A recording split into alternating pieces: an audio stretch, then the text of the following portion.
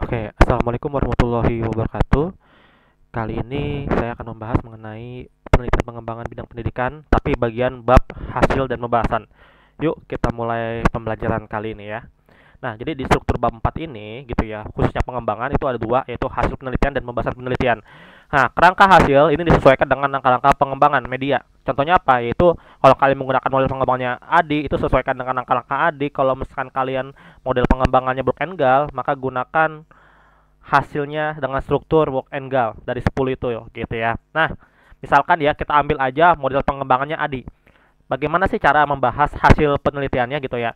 Yang pertama adalah kalau kita lihat tahap AD itu, tahap yang pertama adalah analisis. Jadi mendeskripsikan kebutuhan siswa dan guru terhadap media pembelajaran, praktik kearsipan serta kondisi pembelajaran existing di SMK. Tipsnya gitu ya. Sertakan nih data-data dari observasi, wawancara atau angket. Gunakan juga grafik atau tabel bila diperlukan untuk memperjelas hasilnya. Jelaskan juga nih masalah apa yang dihadapi siswa saat ini gitu ya. Nah, tahap yang kedua dalam model AD yaitu desain gitu ya. Ide pokoknya apa? Yaitu menjelaskan desain awal media emansip meliputi perencanaan konten, navigasi, dan fitur-fitur yang akan dikembangkan. Tipsnya apa? Yaitu melampirkan wireframe atau storyboard jika tersedia. Tegaskan juga bagaimana desain ini menjawab kebutuhan tahap analisis. Kalau emang website, buktikan juga alur navigasinya juga gitu ya. Nah, yang tahap ketiga dalam proses AD itu adalah pengembangan atau develop. Bagaimana ide pokoknya? Yaitu menguraikan proses pembuatan ide media emansip berbasis website serta teknologi yang digunakan. Tipsnya, jelaskan tool atau software yang digunakan, misalnya HTML, CSS, LMS, dan sebagainya. Tambahkan tangkapan layar tampilan awal media jika diperlukan. Tunjukkan hasil pengembangan berupa produk awal sebelum validasi. Nah, yang keempat yaitu tahap validasi atau kevalidan. Nah, ide pokoknya apa ya? Yaitu menyajikan hasil validasi dari para ahli media, materi, pembelajaran terhadap media emansip. Tipsnya, gunakan tabel rekapitulasi skor validasi baik ahli media, ahli materi gitu ya. Kalau emang ada ahli bahasa ya silakan ada ahli bahasa. Sertakan kategori penilaian apakah dia sangat valid, valid, cukup valid, dan lain-lain. Tambahkan komentar atau masukan dari validator jika relevan. Yang kelima adalah hasil tahapan implementasi, terbatas, dan evaluasi kepraktisan. Di pokoknya apa? Yaitu menguraikan hasil uji coba terbatas kepada siswa dan guru mengetahui tingkat kepraktisan media. Tipsnya, tampilkan hasil angket kepraktisan dari siswa dan guru. Berikan juga penjelasan apakah media mudah digunakan, menarik, dan membantu proses belajar. Gunakanlah diagram atau tabel untuk hasil rekap. Nah, kenapa nggak ada evaluasi gitu ya nantinya?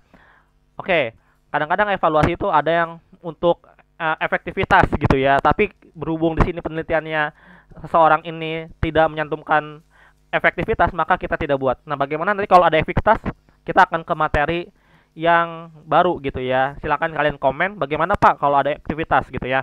Nah, sekarang kita akan bahas beralih ke pembahasan penelitian. Jadi yang pertama adalah kesesuaian media emansip dengan kebutuhan pembelajaran. Ide pokoknya apa? Yaitu menganalisis apakah media yang dikembangkan sesuai dengan kebutuhan yang teridentifikasi pada tahap analisis. Nah, tipsnya yaitu hubungkan dengan teori kebutuhan belajar dan hasil observasi lapangan.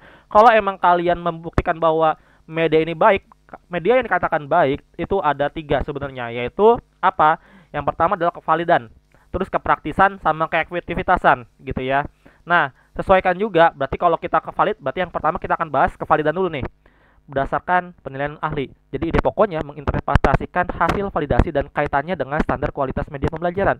Tipsnya yaitu bandingkan hasil validasi dengan penelitian yang sejenis. Tunjukkan juga bahwa media memenuhi prinsip validitas isi dan tampilan. Kepraktisan, media berdasarkan uji coba pengguna yaitu siswa atau guru. Menjelaskan bahwa media emansip praktis digunakan dalam praktik kearsipan di SMK. Tipsnya, jelaskan keterlibatan siswa dan guru serta tanggapan mereka kayak apa. Tautkan juga dengan teori kemudahan pengguna, usability, dan motivasi belajar.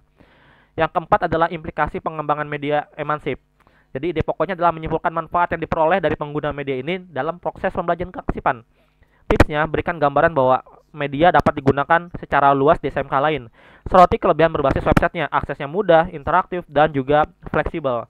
Oke, mungkin cukup sekian dari saya. Apabila ada kesalahan, maaf. Wabillahi taufiq wal hidayah. Wassalamualaikum warahmatullahi wabarakatuh. Jika ada pertanyaan, silahkan tuliskan di kolom komentar ya.